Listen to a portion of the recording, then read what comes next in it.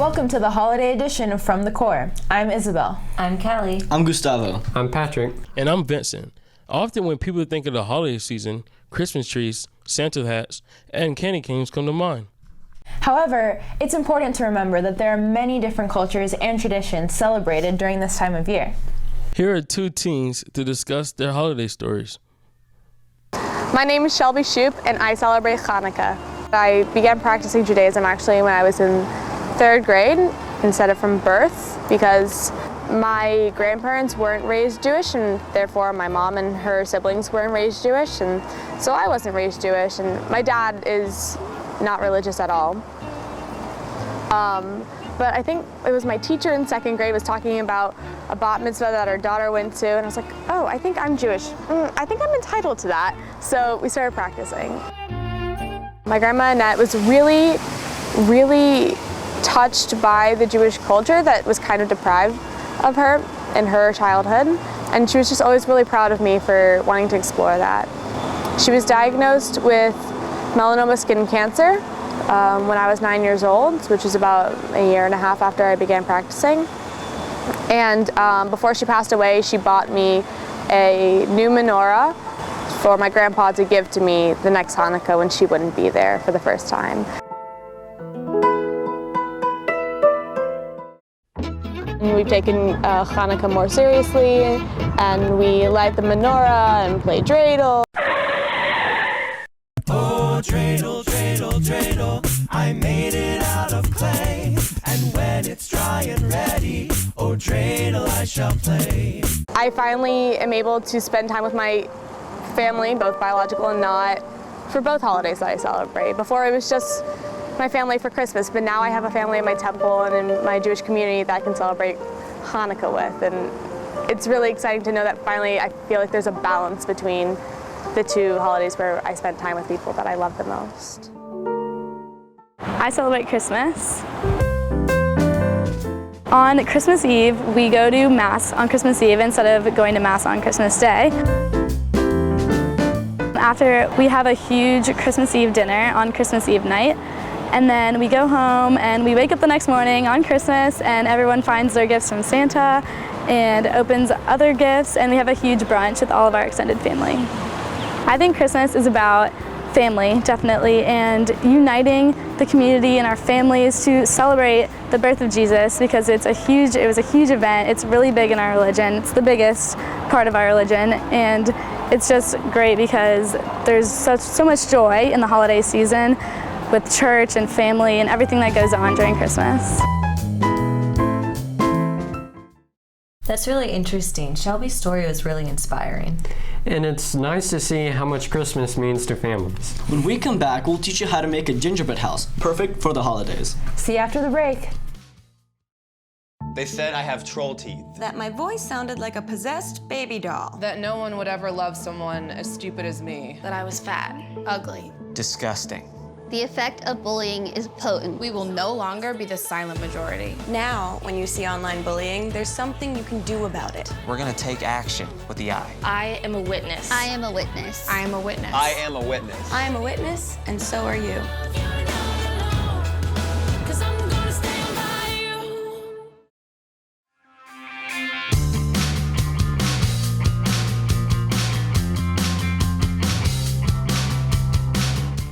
Welcome back. Every winter break, I always find myself bored at home, looking for something to do. Well, Gustavo, we have the perfect solution. Making a gingerbread house with your family is a fun way to spend time with them while getting into the spirit of the season. And it's super easy to do. Kits just like the one we're using today can be found at your local grocery store. So let's get started. Alrighty, so first you have to put up the walls. This provides the foundation for the rest of the house. To make the walls stay, use the icing as a sort of glue. Stick it on the sides of the two connecting walls to keep them stable. That looks great. Thanks, Gustavo. Now, using the icing as glue again, put on the roof, one side at a time. You should be using the icing between the top of the walls and the bottom of the roof.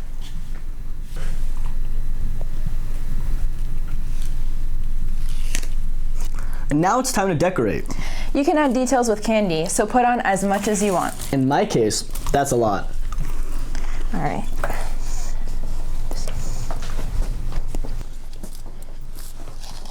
That looks great, Gustavo. Yeah, it really does. Good enough to eat. Share pictures of your own gingerbread houses by tweeting us at Tampa Youth Corps with the hashtag Happy Holidays. When we return, we'll learn how just one small act of kindness can make a world of difference.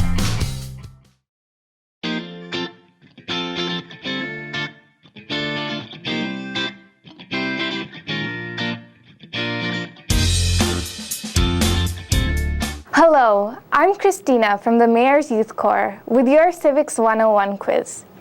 If a Tampa resident feels he or she has been discriminated against, what office within the city government will provide an impartial investigation of the citizen's complaint free of charge?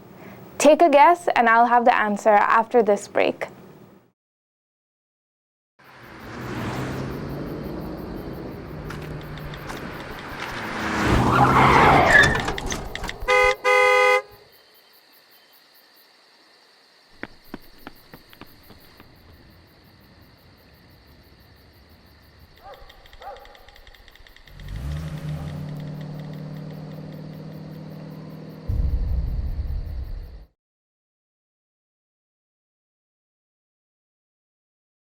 Welcome back to Civics 101.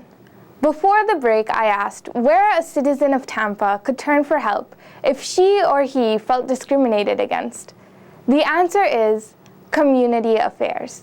Community Affairs is a section under the City of Tampa's Housing and Community Development Division. The Community Affairs section provides impartial, unbiased investigation services of discrimination complaints in the areas of employment, housing, and public accommodations to any person who believes they have been discriminated against. This would include, but is not limited to, discrimination on the basis of someone's race, religion, sex, disability, sexual orientation, and gender identity. In order to conduct investigations, this office works through the enforcement of local, state, and federal laws that meet the City of Tampa's jurisdictional requirements. Educational outreach activities are also coordinated by Community Affairs in an effort to inform the public about human rights issues. The Community Affairs section is working hard to let all Tampa citizens know they have the right to work, live, and play without the fear of suffering from hate and bigotry. If you would like to register a discrimination complaint with Community Affairs, or would simply like to know more about its services, visit tampagov.net. This has been Civics 101, and I'm Christina. Thanks for watching. Cinderella found the pet that fits her perfectly. Tiana gave her pet the royal treatment. Belle found beauty where no one else did. And you can too. Share your heart. Share your love. Bring home your forever friend. Make a shelter pet part of your world.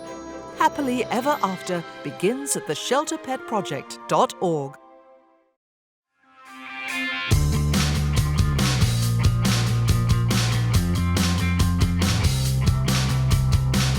Thanks for staying with us. The holidays are a great time for giving, and gifts are not the only things you can give this season. Very true. Small acts of kindness can be the greatest gift of all. It can make someone's day, no matter how simple.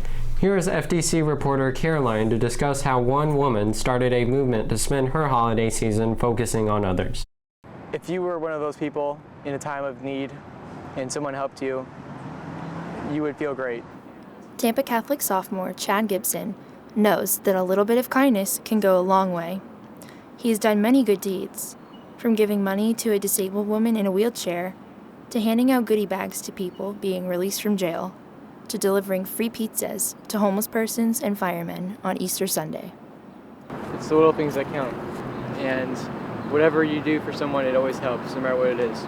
Chad and his brother Kyle learned this valuable lesson from their mother Carla. Back in 2013, while celebrating the Christmas season, Carla Gibson began to reflect on the problems of the world and found herself with a case of the holiday blues. Ever the optimist, she decided to take the focus off of herself and instead demonstrate to her two sons the true spirit of giving. I told the kids, we're going to do something nice for strangers, for anybody, doesn't matter. Every day for 25 days, I just made it up. She created a Facebook page to keep track and invited her friends to join in the fun. And her attitude of generosity has proven to be infectious. The Kindness 2013 group now has over 1,000 members who share motivational quotes and random good deeds. More and more people are hearing about this kindness movement and gaining a new outlook. One little thing could change someone's day. Even a smile. Even somebody might be, you don't know if somebody's just having a rotten day and they're thinking of doing something terrible. And you might be the person that changed that and you might never know. Carla and her sons have brightened many people's day with their tradition of giving goodie bags to the less fortunate. Every time the Gibson family helps a homeless person in need, it not only brightens their day, but they also receive a gift bag with items such as a prayer card, a list of places to get a free meal, and a business card with positive affirmations. Carla and her son Chad suggest ways the average Joe can make the world a more pleasant place. It's like helping a friend out, doing anything, just as simple as opening a door for someone, or if they drop their books, pick it up. Just looking at people, noticing each other, paying attention to each other in our world. I think that even letting someone go in front of you in the grocery store that has less items and making small talk with them, it's just encouraging other people, and that's what I encourage my kids to do, and I hope they get out of this and spread that on in their generation. This is Caroline Pope reporting for From the Core. Well, it just goes to show that it doesn't take much to change someone's day, or even life, for the better. Yeah, definitely. That's very true. That's right. It isn't hard to spread positivity. Another way to help those in your community can be by mentoring someone in need. Here's Drew Valenti to discuss why he thinks mentoring is important.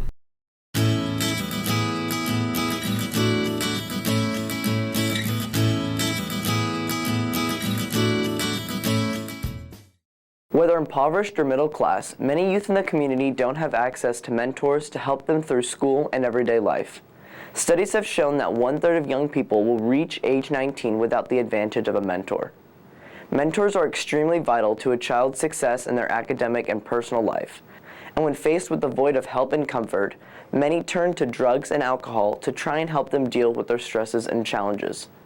But there is a solution. Students who have supportive individuals working with them and establishing a relationship while offering support, advice, counseling, and listening ears are much less likely to use drugs, drink alcohol, skip school, or run into trouble with the law. Increasing the number of available mentors and providing more opportunities for children and teenagers to participate in mentoring programs will reduce many of the growing problems associated with youth in the community. Help at-risk youth in your community by volunteering with organizations like Big Brothers Big Sisters of America and the Boys and Girls Club. Even dedicating yourself to 1 hour a week of mentoring services will improve the quality of life for that child and will make an impact on your life as well. Make a difference in the life of a young person. Be a mentor. Wow, what a great way to help others. And on the other side of this break, we'll have a chat about the many ways you can celebrate the holidays around Tampa. So are you guys off for Christmas break? I'm going to...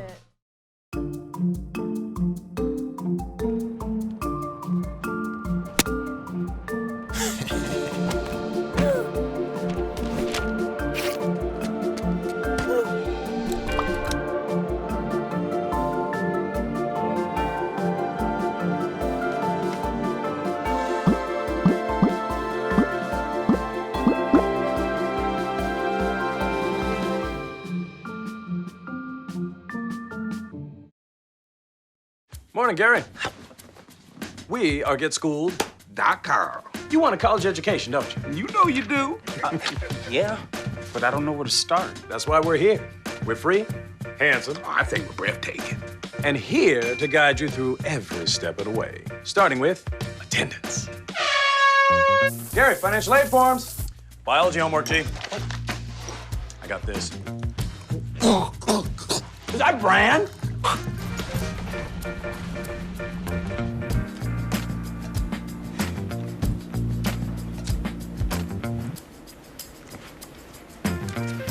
Colleges love extracurricular activities.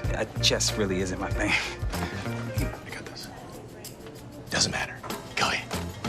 Picking a college, man. You and us. We go together like tacos and Tuesday. And I love tacos. Fire and ice. Those don't really go together.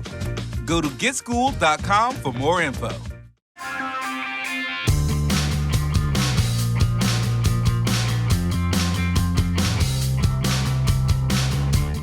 Welcome back to From the Core. In this edition of the chat, we will be talking about different holiday events and activities around the city. One of the things that I like to do best during the holiday season is go to Hyde Park and take pictures in front of the big Christmas setup that they have. There's a metal sleigh and presents to go with it, and there's a very cool tree in the background, and it's just great to take pictures with your family or with your friends, maybe even your holiday Christmas card photo. Great for that. And it's for people of all ages. And another great thing to do is to go to the Nutcracker at the Strass Center, and it's on the 19th and 20th.